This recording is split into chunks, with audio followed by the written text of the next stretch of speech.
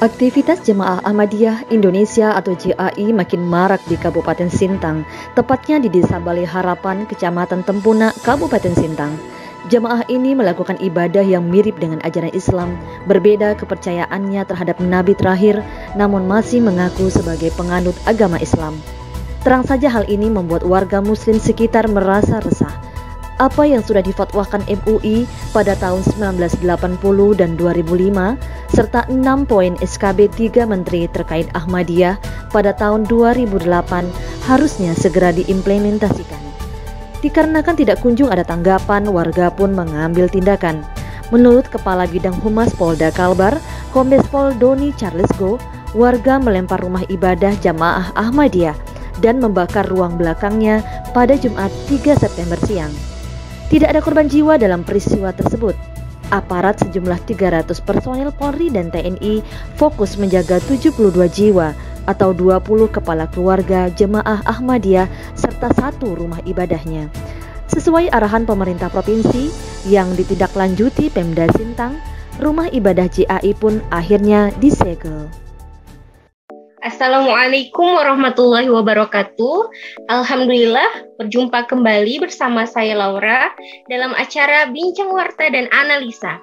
Kali ini kita akan membahas tentang jelas sesatnya, tegaskan sanksinya. Tentu saja saya tidak sendiri. Kali ini kita ditemani oleh Ustazah Ani Suryani. Beliau adalah Mubaligo Kalbar. Nah, langsung saja ya, saya perkenalkan sedikit tentang beliau. Beliau adalah Mubaligo Kalbar, lulusan dari IPB. Kita geram, zaman sekarang ini marak kasus penistaan agama, aliran sesat hingga murtad. Misalkan kasus Muhammad Kece, Ahmadiyah, Charlie Hebdo, dan lain-lain. Nah, langsung saja kita akan tanyakan ini kepada Ustazah Ani Suryani. Ustazah, bagaimana tanggapan Ustazah terkait fakta tersebut? Iya, kalau kita melihat kondisi sekarang itu memang banyak sekali kasus-kasus yang menista umat Islam. Nah, di sini ketika kita cerita tentang kemudian Muhammad Kece itu, kemudian juga tentang Ahmadiyah, ini memang dari kasus tersebut itu bermulai dari, kalau yang di Charlie Hebdo itu mulai dari tahun 2005 di Denmark itu kan ya. Jadi dimulailah membuat gambar-gambar karikatur Nabi Muhammad ya. Asas mereka yang mereka berpikir itu adalah kebebasan untuk berekspresi seperti itu. Tapi ya di sini ketika adanya kebebasan itu, banyak orang, akhirnya umat Islam sendiri itu tidak menyukai gitu kan. Dan dalam Islam pun kita dilarang untuk menggambar Nabi itu seperti apa. Nah itu, tapi mereka tadi asas dasar kebebasan, mereka menginginkan untuk menghina kaum muslim. Nah, selanjutnya juga kasus Ahmadiyah itu juga kurang lebih sama. Itu kan juga adalah jelas penistaan agama. Dia itu, kalau kita kan terkaitnya begini ya. Ketika Allah itu memberi garis pembatas, pembeda antara muslim dengan selainnya, itu kan dengan pengakuan akannya akidah ya, rukun iman yang 6. Jadi kalau misalnya kita menyelisihinya, itu artinya bukanlah ajaran Islam, karena dalam ajaran Islam itu sendiri itu sangat ketat ketika membangun konsep akidah. Itu harus 100% yakin, tidak boleh ada sedikit pun keraguan. Nah, jadi kalau dalam tataran akidah, ketika ada ajaran yang sesuai, itu berarti memang ajaran Islam. Tetapi ketika menyelisihi, maka berarti itu di luar ajaran Islam. Nah, kalau kasus Ahmadiyah ini, mereka ngakui Mirza Ghulam Ahmad itu diberi amanah untuk meneruskan estafetnya risalah Islam dari baginda Nabi Muhammad SAW. Sedangkan kita dalam Islam itu, kita mengenal Nabi Muhammad itu adalah khatamun nabiyyin, penutup para nabi. Begitu pula ketika kita berbicara tentang kitab sucinya umat Islam, pasti kita akan satu suara bahwa kitab suci umat Islam itu adalah Al-Quran.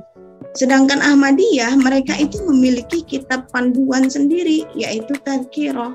Nah, kalau Ahmadiyah itu mengatakan bahwa ajaran mereka itu bukan ajaran Islam, itu insya Allah kaum muslimin itu tidak akan mempermasalahkannya.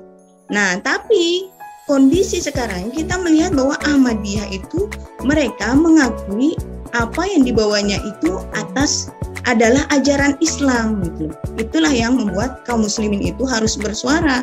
Dan di sini seharusnya memang negara itu harus mengakomodir hal tersebut. Dalam artian begini, negara mereka punya peran yang sangat besar untuk membuat keamanan, menjaga keamanan di lingkungan bahkan di dalam masyarakat. Ketika akhirnya tadi ada mengaku ajaran Islam, padahal itu bertentangan dengan ajaran Islam, mestinya negara itu bisa bahasanya itu membuat umat Islam itu merasa tidak terganggu. Nah, kalau ini kan akhirnya dibiarkan, malah mengajak umat Islam yang lain itu untuk mengakui Ahmadiyah. Dan itu kan dalam artian ini adalah pemurtadan gitu loh. Nah, disinilah jadi memang penting sangat kita itu untuk menyeru kepada penguasa bagaimana mereka itu untuk mengurusi masyarakat ini sehingga memang keamanan yang bisa diperoleh. Ya, nah begitu ya Ustazah, ternyata faktanya bahwa sampai sekarang ini terus saja marak penistaan agama terhadap agama Islam kita. Kira-kira apa ya Ustazah akar masalahnya dan bagaimana agar tidak pernah ada penistaan agama sekaligus kehidupan bernegara menjadi harmonis? Karena hal ini terus-menerus terjadi. Kalau ditanya tentang apa akar masalahnya, tentu kalau misalnya kita mencermati di Indonesia ini, kita menganut paham sekulerisme, pemisahan agama dari kehidupan. Jadi kita tidak mau diatur, negara kita itu tidak mau untuk diatur oleh agama. Nah, ketika negara itu tidak diatur oleh agama dan kita apalagi dalam sistem demokrasi kita mengenal ada 4 hak asasi manusia, yaitu hak kepemilikan, hak untuk berakidah, berkeyakinan, hak untuk bertingkah laku, dan hak untuk berpendapat. Nah, ini ada kebebasan di sana. Nah, ketika kita membahas tentang kebebasan ini, tentulah kita sebagai seorang muslim itu tidak ada kebebasan yang hakiki. Kita itu diajak untuk tunduk patuh kepada aturan Allah. Jadi kalau misalnya tadi atas nama HAM, hak asasi manusia, hak untuk berakidah, itu akhirnya terserah kembali kepada individu untuk memiliki keyakinan. Kan tidak demikian. Kalau demikian modelnya negara akan kacau, masyarakat pun akan kacau. Di sini memang perlu yakin bahwa aturan Allah itu adalah solusi untuk seluruh permasalahan dalam hidup. Iya, terima kasih Ustazah. Ternyata akar masalahnya itu adalah sistem ya Ustazah, yaitu tentang sekulerisme tadi yang menyebabkan orang bebas sampai sekarang ini melakukan penistaan terhadap agama kita. Nah, untuk pertanyaan selanjutnya, bagaimana pandangan Islam tentang penyelewengan agama, penistaan agama sampai yang murtad, Ustazah? Iya, terkait dengan cara pandang Islam berkaitan dengan posisi agama. Di dalam Islam itu agama bukan sebatas ranah individu, tapi juga masyarakat bahkan negara. Islam itu tidak mengenal yang namanya dikotomi peran agama. Islam tidak akan mengindahkan sekulerisme sehingga negara itu akan mengatur segala masalah itu secara syar'i, secara hukum Islam. Nah, berpadu juga dengan gambaran dari tujuan adanya aturan, khususnya maqasid syariah kalau kita mengenalnya itu, khususnya dalam hifziddin, bagaimana agama itu melindungi, aturan itu ada untuk melindungi agama, maka negara ini akan melakukan penjagaan yang ketat gitu. Bagaimana negara itu harus menguatkan keimanan masyarakat, memungkinkan ini akan terjadi ketaatan kolektif umat. Sekaligus negara itu akan mencegah dan menindak siapapun yang menodai agama secara tegas. Nah, ini juga bagaimana di dalam Islam itu mengatur tentang toleransi itu ya. Dalam Islam yang tidak akan menyelisihi akidah umat, sekaligus menjaga keharmonisan umat beragama. Dalam toleransi ini juga dikatakan Islam tidak akan mengakui kebenaran agama dan keyakinan selain Islam. Selain itu tidak akan ada toleransi dalam perkara yang sudah ditetapkan oleh dalil qat'i. Jadi yang sudah jelas dalilnya itu tidak ada lagi toleransi seperti itu. Dan di dalam Islam juga tidak melarang kaum muslimin itu untuk berinteraksi dengan orang kafir itu dalam perkara yang mubah. Dan Islam juga tidak menafikan adanya kewajiban untuk berdakwah dan berjihad melawan orang kafir dengan dakwah dan jihad seperti itu. Nah, jadi ketika kita bertoleransi ini tetap bahwa aturan Islam itu yang dijadikan standar, dan insya Allah ini akan menjaga kondisi kita berbangsa dan bernegara. Insya Allah umat pun akan bersatu. Itu yang sudah dibuktikan dari ketika aturan Islam itu mengatur seluruh aspek kehidupan. Nah, jadi seperti itu ya Ustazah ya. Ternyata Islam melihat ini harus tegas dan juga memang jelas sesatnya, harus tegas sanksinya.